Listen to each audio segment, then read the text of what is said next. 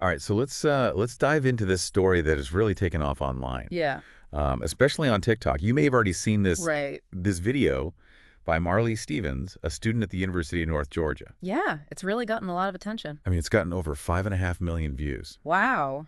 and it's really sparking this conversation, debate, Absolutely. controversy even. Mm-hmm. So what happened? Well, she's claiming that her professor accused her of using AI to write a paper, Uh-huh. gave her 0 on that paper, and then put her on academic probation. Oh, wow. And her defense is that she was only using Grammarly. Oh, okay. And so that is what we're deep diving into today, this whole AI detection dilemma. Yeah. Is it fair? Is it accurate? And what does this mean for all of us as AI is just becoming more and more a part of our lives?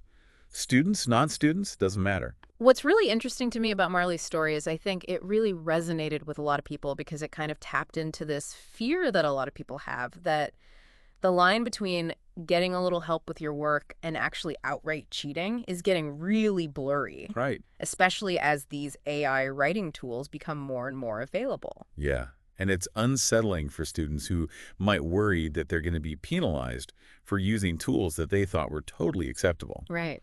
So let's break down what happened to Marley. She's saying her professor used Turnitin, this popular plagiarism detection software, Yeah. and it flagged her paper as being AI generated. She insists she only used Grammarly for grammar and spell checking, like a lot of us probably do. Right. A lot of people use it. The consequences were pretty severe, though. 0 on the paper, her grades were impacted, scholarship eligibility, Whoa. and she even had to go to these mandatory academic integrity seminars. It sounds like a lot. It does. Yeah. And the university, they haven't really said anything specific about Marley's case, citing student privacy, which makes sense. Understandable. But they did send out this kind of interesting email to all the students after her video went viral, warning against using online tools that utilize generative AI. Okay. Even called out Grammarly by name, saying these tools could be flagged by Turnitin. Huh. Interesting. So generative AI, Yeah. for those of us who maybe aren't as tech savvy, Yeah. what exactly does that mean? That's a great question, and it's important to clarify. Basically, when we talk about generative AI, we're talking about AI that can create new content, Right. whether it's text or images, as opposed to just analyzing existing data. Right. So things like ChatGPT that can write a whole essay based on a prompt you give it. Yeah, I've seen those. That would be an example of generative AI. So the university is basically saying, watch out, even Grammarly, which a lot of Yeah. people think of as just this basic writing tool. Right, just checking your grammar. Could get you in trouble because it uses this generative AI. Yeah. But doesn't that seem to kind of contradict how we typically think of Grammarly? Yeah, it does raise some questions about how these tools are being perceived and used. And this situation really highlights the ambiguity in the university's own student code of conduct Oh, really? when it comes to defining plagiarism. It uses pretty broad language, saying that using, quote, another person or agencies to include artificial intelligence, ideas, or expressions without giving credit is considered plagiarism. So you can see how this creates this gray area, right? Like, Yeah. where does grammar correction end and AI assistance that maybe could be considered cheating, where does that begin? Where do you draw the line? It's like trying to hit a moving target. Right. Speaking of moving targets, let's talk about the technology itself. Okay. How reliable are these AI detection tools? Can they really tell the difference between something a human wrote and something AI generated? That is the million-dollar question, right? Yeah. And it's really complicated. But the reality is the technology just isn't perfect yet. Right. Even Turnitin, who is kind of a leader in this field, admits that their tool isn't perfect. They say they have about a 1% false positive rate. Okay, so 1% might not sound like a lot, but if you think about how many papers students are submitting, Yeah, across all the different universities. that's a lot of students who could potentially be wrongly accused. It's a significant number. Why is it so hard for these tools to get it right, though? Well, part of the challenge is just in how these AI detectors work. A lot of them rely on statistical patterns in text. Okay. They look at things like your sentence structure, the words you choose, punctuation, to see if it resembles what we know AI-generated text looks like.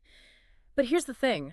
Human writing is so complex and diverse Right. that sometimes a human-written sentence might just happen to trigger those patterns, even if it's completely original. So it's like looking for a needle in a haystack, but the needle looks a lot like the hay. Exactly. It can be really hard to differentiate. And to make things even more complicated, Turnitin has actually said that they prioritize minimizing these false positives over catching every single instance of AI-generated text.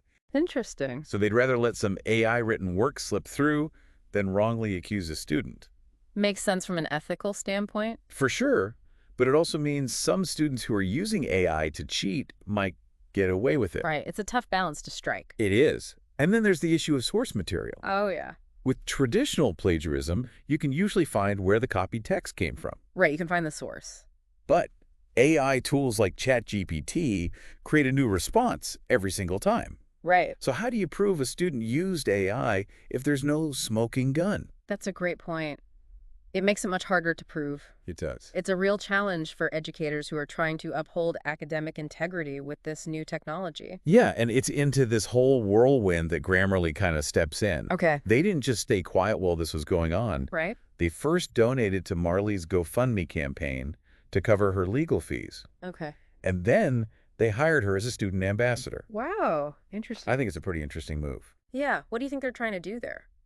I think by supporting Marley so publicly, they're sending a message to schools and universities about the potential for these AI detection tools to make mistakes, to have those false accusations. That makes sense. Basically protecting their reputation and the interests of their users. Right. Because Grammarly is used by a lot of people. Yeah, and let's be honest, it's not just your grandma's grammar checker anymore. Not at all. They've been rolling out all sorts of new AI-powered features like brainstorming help, research planning, even rewriting whole sections of text. It's getting pretty advanced. And this is where it gets tricky, right? Yeah. When is it just assistance, and when is it doing the work for the student? Exactly. It's a really slippery slope. Where do you draw the line?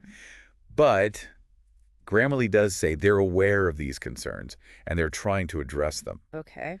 They claim to be very careful about rolling out new features, building in safeguards to try to prevent misuse, and even giving schools the option to disable some of the more advanced features if they want to. Okay, so they're trying to give some control to the institutions. Right. Interesting. It'll be interesting to see how it all plays out, Yeah, for sure. because it's clear that both the technology and the ethical considerations are changing so quickly. It's evolving so rapidly. Yeah. It's a lot for everyone to keep up with. It is. Now, we've talked about Marley's experience, the university's policies, limitations of AI detection. Right. But what do the experts in academic integrity have to say about all this? Well, that's a great question, and I think it's important to get that perspective. Yeah, so one really prominent voice in the field is Tricia Bertram-Gallant. Oh. She's the director of the Academic Integrity Office at UC San Diego Wow. and a national expert on cheating. Okay. And she has a really interesting take on this. Okay. She says that maybe the bigger issue isn't AI itself, but the policies and procedures that colleges have for handling academic misconduct. So not just about the technology, but about how we adapt our systems to deal with it fairly. Exactly. Clear. She argues that if a tool can lead to an immediate accusation and a failing grade without any due process, then the problem is with the system, not the tool. That makes sense. Yeah, we need to make sure we're protecting students' rights while also upholding academic integrity. Yeah, finding that balance, Right. it's tricky. It is. So what does she suggest? Well, she suggests that students should keep detailed records of how they're using AI tools, Okay. even if the professor allows it. Yeah. Like a digital trail to show their process. So it's not just about the final product. Right. It's about being transparent. Showing your work. Exactly. Being able to justify how you got there. Now, Marley's story, as fascinating as it is, Right. it's just one example of this much bigger trend we're seeing. Yeah, definitely. AI is becoming more and more a part of everything. In our lives, in how we write, how we work. It's changing everything. I mean, are we at a turning point? I think so. I feel like AI isn't just this futuristic thing anymore. It's here. It's here, it's happening now. And it's changing how we learn, how we work, even just how we interact with the world. Absolutely, and I think one of the most important questions we need to be asking is, how will AI shape the future of education? It's a big question. It is. How do we define academic integrity when AI can write essays, solve math problems, create art? Yeah, I mean, it's almost like we need a new set of rules. A new understanding of what's original work and what's crossing the line. Right, because it's not just about preventing cheating. Right. We also need to think about how AI can actually make learning better.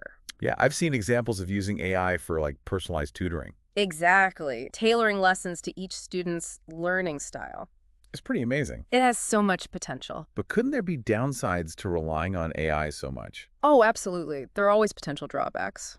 Like what? Well, one concern is that students could become too passive. What happens to critical thinking, problem solving, if the AI is always there with the answer? It's like always using GPS. You never learn to navigate on your own. Exactly. So it's about finding that balance. Right. How do we use AI's power while also helping students develop those essential skills? It seems like maybe the answer is shifting our focus away from the end product The essay, the test score. to the process. Exactly. How did they get to the answer? What skills did they use? How did they learn? And this brings us to another big question. Yeah. How do we prepare students for jobs that will be impacted by AI? Oh, that's the big one, isn't it? It is, because it's going to change everything. It will. AI is going to automate so many tasks, Oh, jobs will be lost. but new ones will be created. Right. It's not about fearing AI, It's about adapting. learning to work with it. So what skills do students need? What can humans do that AI can't? Creativity, empathy, complex problem solving, these uniquely human skills will be even more valuable as AI takes over the routine tasks. So we need to focus on nurturing those skills, those human qualities. Exactly, because that's what will set us apart. AI might be forcing us to double down on what makes us human.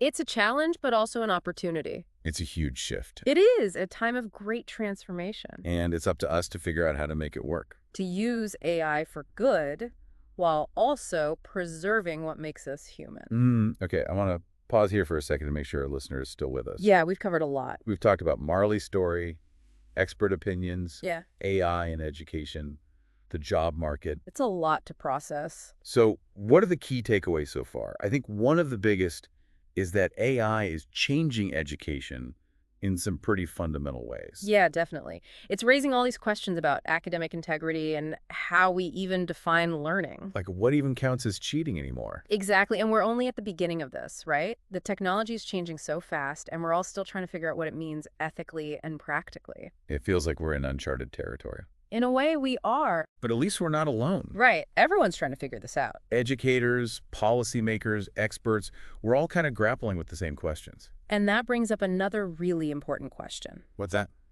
How do we prepare for this AI-driven future? Like, what can schools and educators actually do to adapt? Okay, so let's get practical. Okay. Let's say I'm a school administrator listening to this. Where do I even start? Well, I think one of the first things is to develop some really clear policies about using AI. Okay.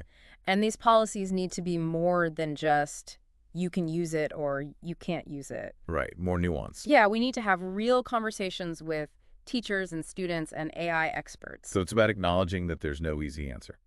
Exactly. And those conversations need to cover a lot of different things. Oh, wow. Like what counts as acceptable AI assistance and how do we assess learning if AI can do so much? Yeah, that's a good point. If AI can write a perfect essay, how do we know what a student actually understands? So it's like we need to rethink assessment completely. Like maybe focus more on project-based learning or things like that. Yeah, where students can demonstrate their creativity and their problem solving. Less about rote memorization, more about the process. Exactly. And teachers are going to be so important in all of this. Absolutely. They need to be able to guide students on how to use these tools the right way. And assess learning in a way that makes sense.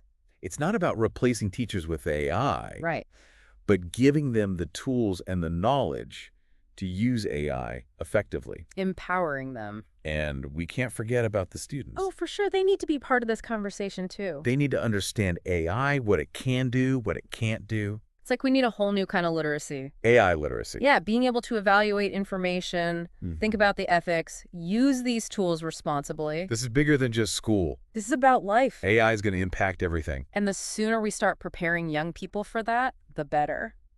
Okay, so as we wrap up this deep dive, I want to leave our listeners with one thing to think about. If you could give one piece of advice to students who are navigating this new world of AI, what would it be? I would say embrace the opportunity. AI is a powerful tool. It can help you learn and create in amazing ways. Okay. But use it thoughtfully, ethically, And always remember to keep developing your own skills and talents. Because in the end, it's those human qualities that will make you stand out. Yeah, the creativity, the empathy, the Yeah. critical thinking, those are things that AI can't replicate. Those are the things that will help you succeed in this new world. Yeah, well said. It's exciting, it's challenging, but if we stay curious, adaptable, and keep learning, we can make this work. Absolutely.